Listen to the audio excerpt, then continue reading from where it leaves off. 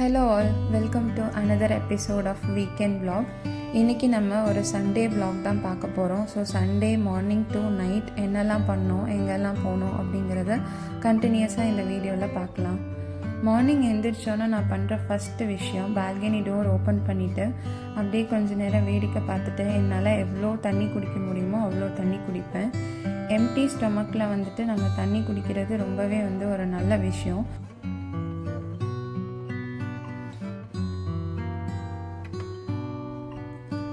அதுக்கப்புறம் breakfast prepare பண்ணலாம் அப்படின்ட்டு அன்றைக்கி லன்ச் கொஞ்சம் ஹெவியாக பண்ணுறோம் அப்படிங்கிறதுனால பிரேக்ஃபாஸ்ட்டுக்கு ட்ரை ஃப்ரூட்ஸ் ஸ்மூத்தி தான் பண்ணேன்.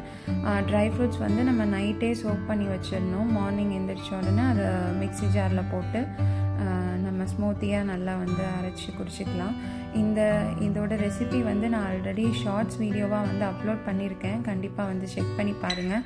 அதில் இந்த ட்ரை ஃப்ரூட்ஸோட ஹெல்த் பெனிஃபிட்ஸ் எல்லாமே மென்ஷன் பண்ணியிருப்பேன். அது பார்க்கல அப்படின்னா கண்டிப்பாக அந்த வீடியோ செக் பண்ணி பாருங்கள்.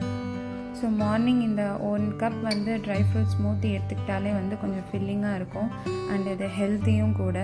ஸோ அப்படியே ட்ரை ஃப்ரூட் ஸ்மூத்தி குடிச்சிட்டு நெக்ஸ்ட் லன்ச் ப்ரிப்பேர் பண்ணுறதுக்காக ஸ்டார்ட் பண்ணிட்டேன். அன்றைக்கி லன்ச்சுக்கு பேபிகார்ன் செட்டிநாடு கிரேவி பண்ணலாம் அப்படின்னு பிளான் பண்ணியிருந்தேன். அதுக்காக பேபிகார்ன் இந்த மாதிரி க்யூபாக கட் பண்ணிவிட்டு நம்ம நல்லா வாட்டரில் பாயில் பண்ணிடணும். இது பாயில் ஆகிட்டுருக்கிற டைம்லேயே சைமல்டேனியஸாக இன்னொரு கடாயில் ஒரு சின்ன துண்டு பட்டை, 2 ஏலக்காய், அதுக்கப்புறம் 3 கிராம்பு இதை ஃபஸ்ட்டு போட்டுடலாம். கடாயில் கொஞ்சம் எண்ணெய் விட்டுக்கணும். எண்ணெய் விட்டுட்டு தான் இதெல்லாம் போடணும்.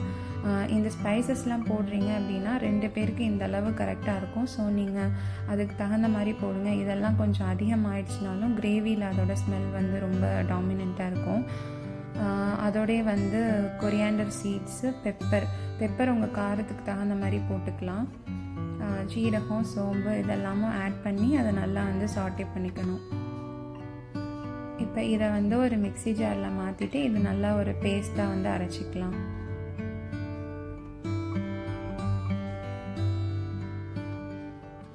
இப்போ ஒரு குக்கரில் இந்த கிரேவிக்கு தேவையான அளவு ஆயில் ஊற்றிட்டு ஆயில் நல்லா ஹீட் ஆனதுக்கப்புறம் நான் வேறு எந்த ஸ்பைசஸும் ஆட் பண்ண போகிறதில்ல. ஆல்ரெடி நம்ம அந்த மிக்ஸில் எல்லாமே போட்டிருக்கிறதுனால ஜஸ்ட்டு கல்பாசியும் இந்த பிரிஞ்சி இலை மட்டும்தான் போட்டேன்.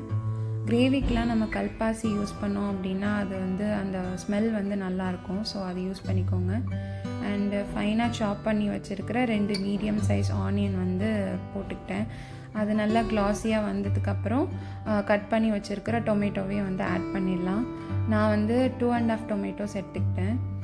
இது எங்கள் 2 பேருக்கான அளவு. நீங்கள் அதை அப்படியே மல்டிப்ளை பண்ணிக்கலாம். எவ்வளோ பேருக்கு சமைக்கிறீங்களோ அதுக்கு தகுந்த மாதிரி. தேவையான அளவு உப்பு ஆட் பண்ணிக்கிட்டு நல்லா இதையும் வதக்கிடணும்.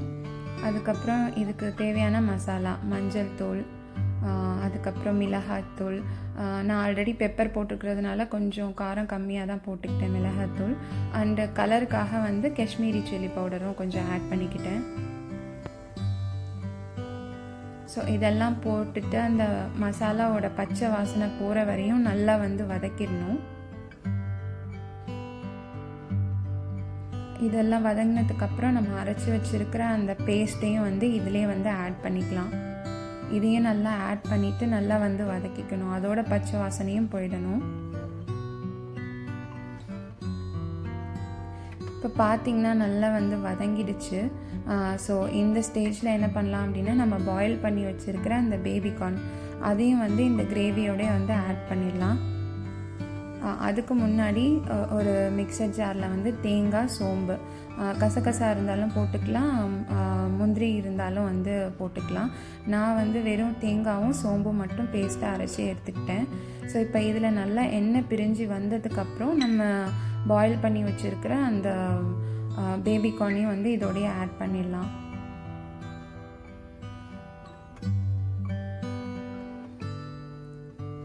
இது பேபிகார்ன் நல்லா பாயில் ஆகணும். அப்போ தான் அந்த மசாலா டேஸ்ட் எல்லாமே பேபிகார்னில் போய் சேரும். நல்லா பாயில் ஆனதுக்கப்புறமா நம்ம அரைச்சி வச்சுருக்கிற தேங்காய் பேஸ்ட்டையும் இதிலே ஆட் பண்ணிக்கலாம்.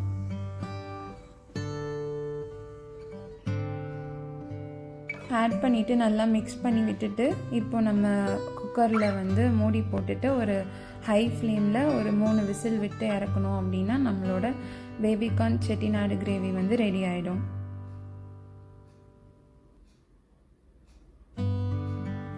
ஸோ ஆஃப்டர் 3 விசில் ஓப்பன் பண்ணி பார்த்தோன்னே அவ்வளோ ஸ்மெல் சூப்பராக இருந்தது.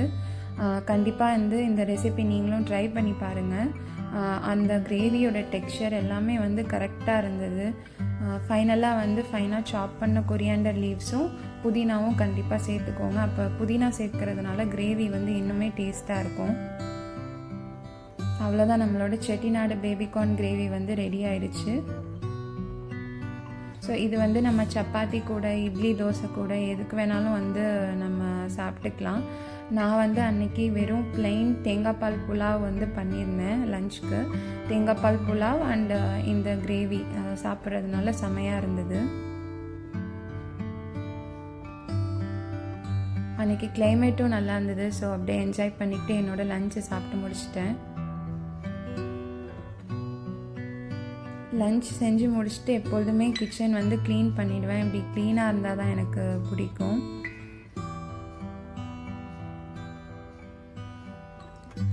சாப்பிட்டுட்டு நாங்கள் வந்து ஈவினிங் வெளில போனோம்.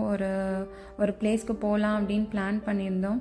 ஆஸ் யூஷுவல் ஒய்ஃபோட கடமையே வந்து ஹஸ்பண்டுக்கு மேப் பார்த்து வழி சொல்கிறது தான். ஸோ எப்பொழுதுமே எங்கேயாவது வெளில போனோம் அப்படின்னா நான் இந்த வேலையை எடுத்துப்பேன், மேப் பார்த்து வழி சொல்கிறது.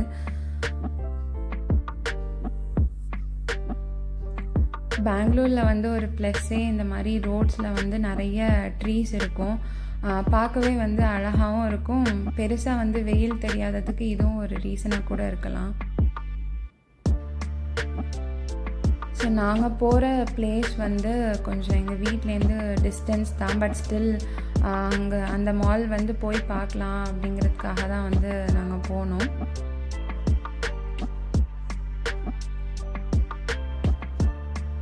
எஸ், நாங்கள் லூலு மால் தான் போனோம். இது பெங்களூரில் ஒன் ஆஃப் தி பிக்கெஸ்ட் மால்னு வந்து சொன்னாங்க.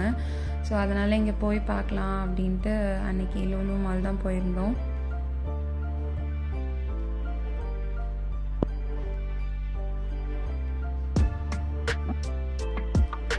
மால்குள்ளே என்ட்ரு ஆன உடனே கொஞ்ச நேரம் வந்து அங்கே என்னென்ன ஷாப்ஸ்லாம் இருக்குது அப்படின்னு சொல்லி பார்த்துட்டு இருந்தோம். அண்ட் அங்கே ஒரு ஹைப்பர் மார்க்கெட்டும் இருக்குது. அந்த ஹைப்பர் மார்க்கெட் வந்து ரொம்பவே பெரிய ஹைப்பர் மார்க்கெட். அது உள்ளே வந்து உங்களுக்கு கிச்சன், ஸ்நாக்ஸு, க்ராசரிஸ், வெஜிடபிள்ஸ் எல்லாமே வந்து இருந்தது. நாங்கள் இந்த ஷாப்ஸ்லாம் வந்து கீழே பார்த்துட்டு தென் மேலே வந்து ப்ளே ஏரியாவுக்கு தான் போனோம். ஃபன்டூரா.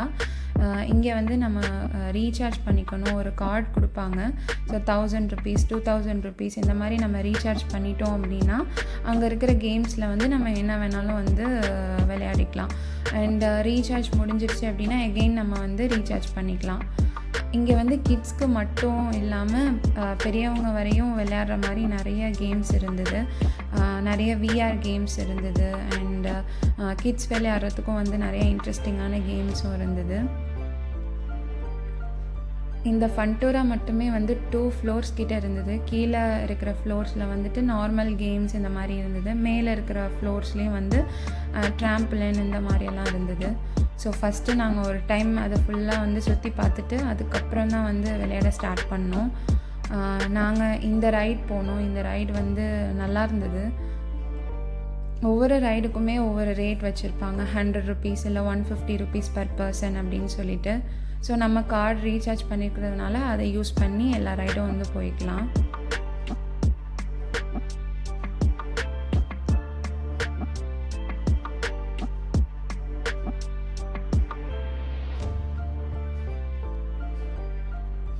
ஸோ இந்த ரைட் பார்த்திங்கன்னா இந்த ரைடோட பேர் வந்து ஜீரோ கிராவிட்டி.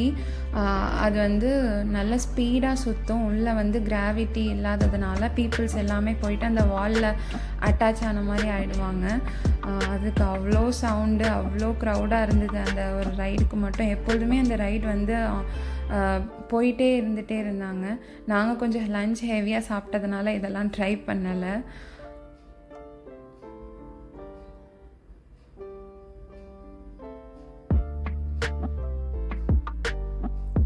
ஸோ இது வந்து ஒரு ரோலர் கோஸ்டர் மாதிரி இருந்தது. ரோலர் கோஸ்டர்னு சொல்ல முடியாது, பட் அது மாதிரி இருந்தது சிமிலராக. நல்லா இருந்தது. இந்த ரைடும் வந்து நாங்கள் போனோம், நல்லா சூப்பராக இருந்தது.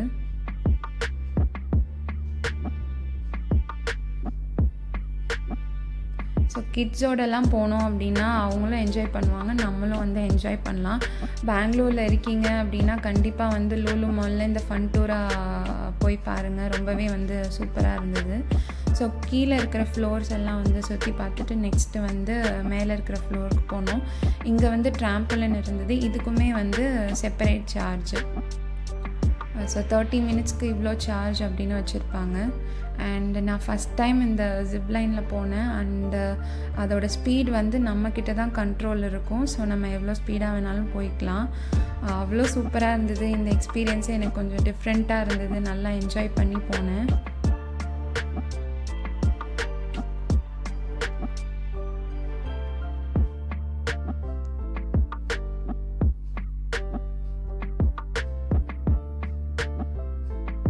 இதெல்லாம் வந்து நல்ல ஒர்த்தாக இருந்தது. அண்டு இந்த ரைடெல்லாம் கம்பேர் பண்ணும்போது விஆர் கேம்ஸும் வந்து சூப்பராக இருந்தது. அந்த விஆர் கேம்ஸ் நீங்கள் ஃபன் டூராக போனீங்கன்னா இந்த விஆர் கேம் மட்டும் மிஸ் பண்ணிடவே பண்ணாதீங்க. இது வந்து ஒரு நல்ல டிஃப்ரெண்ட் எக்ஸ்பீரியன்ஸாக இருந்தது. இதை எக்ஸ்பெக்ட் பண்ணவே இல்லை இந்த மாதிரி இருக்கும் அப்படின்னு சொல்லிட்டு. அவ்வளோ சூப்பராக இருந்தது. செப்பரேட்டாக விளையாடுற விஆர் கேம்ஸும் இருக்குது, குரூப் ஆஃப் பீப்புள் விளையாடுற மாதிரியும் இருந்தது. ஸோ நாங்கள் அங்கே கேம்ஸ்லாம் விளையாடிட்டு நெக்ஸ்ட்டு ஃபுட் கோர்ட் தான் வந்தோம். ஃபுட் கோர்ட் வந்துட்டு இது கொஞ்சம் பெருசாகவே இருந்தது. நாங்கள் யூஸ்வலாக போகிற மாலில் இருக்கிற ஃபுட் கோர்ட்டை விட இங்கே வந்து ஷாப்ஸ் எல்லாம் கொஞ்சம் நிறையவே இருந்தது. அண்டு டிஃப்ரெண்ட் வெரைட்டிஸும் இருந்தது. ஸோ நாங்கள் ஃபுல்லாக சுற்றி பார்த்துட்டு அன்னைக்கு வந்து strictly no junk food. So அதனால் நாங்கள் வந்து சவுத் இந்தியன் ஃபுட் தான் வந்து சாப்பிட்டோம். டின்னர் வந்து இங்கேயே முடிச்சுக்கலாம் அப்படின்ட்டு சவுத் இந்தியன் ஃபுட் ஆர்டர் பண்ணி சாப்பிட்டோம். இந்த மாலோட சீட்டிங் ஸ்பேஸும் வந்து கொஞ்சம் பெருசாக இருந்தது. ஸோ வீக்கெண்டில் எவ்வளோ தான் பீப்புள்ஸ் வந்து க்ரௌடடாக வந்தாலுமே நம்ம வந்து என்ஜாய் பண்ணி சாப்பிட்டுட்டு போகலாம். நாங்கள் எங்கேயாவது சவுத் இந்தியன் ஃபுட் இருக்குமா அப்படின்ட்டு தேடிகிட்டே இருந்தோம். ஸோ ஃபைனலாக ஒரு ஷாப் பார்த்துட்டு அங்கே ஆர்டர் பண்ணிவிட்டு தென் நெக்ஸ்ட் என்னெல்லாம் ஷாப்ஸ் இருக்குதுன்னு பார்த்துட்டு வந்தோம்.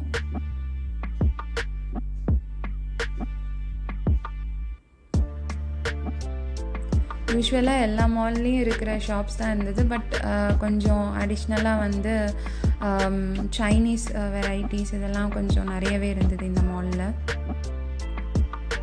நாங்கள் வந்து எங்களுக்கு பிடிச்ச மாதிரி ஒரு மசால் தோசை அண்டு கர்ட் வடை வந்து ஆர்டர் பண்ணி சாப்பிட்டுட்டோம்.